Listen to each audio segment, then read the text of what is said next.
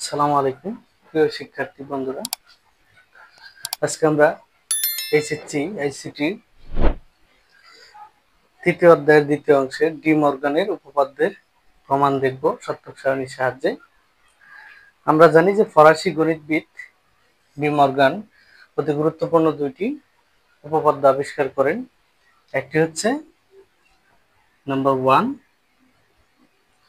a plus B not, এটা সমান আমরা লিখতে পারি a not into B not. আরেকটা হচ্ছে a বি হোল নট, এটা সমান লেখা যায় a not plus B not. এটা যদি আমরা সত্যক সারণীর সাহায্যে প্রমাণ করি তাহলে তোমরা এইভাবে ছকটা আগে এঁকে নিবে, অর্থাৎ দুই চলক বিশিষ্ট ডি মর্গানের উপপাদ্যের প্রমাণ। আমরা এখানে নিতে পারি 0 0 0 1 1 0 1 1।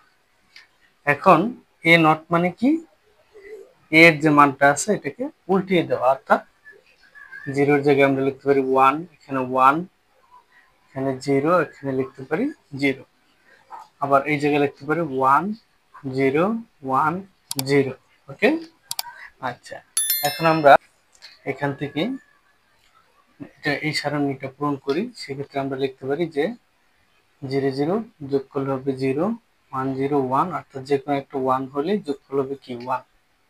ঠিক এটাকে যদি আবার উল্টাই দিই, a plus B whole not মানে হচ্ছে এখানে 1, এখানে 0, এখানে 0, এখানে হবে 0। আবার এ বি অর্থাৎ গুণের ক্ষেত্রে যে কোনো একটা 0 হলে তার মান 0। ওকে, আচ্ছা, এখন এটাকে উল্টাই দিলে 1 1 1 0। আচ্ছা, এখন আমরা আসি A not B not. A not B not এই দুইটা গুণ করতে হবে। আমরা জানি যে গুণের ক্ষেত্রে যে কোনো একটা 1 হলে তার মান হবে 1, 0 হলে যে কোনো একটা 1 না, যে কোনো একটা 0 হলে তার মান হবে 0, অর্থাৎ এটা 0, এটা 0, এটা হচ্ছে 0।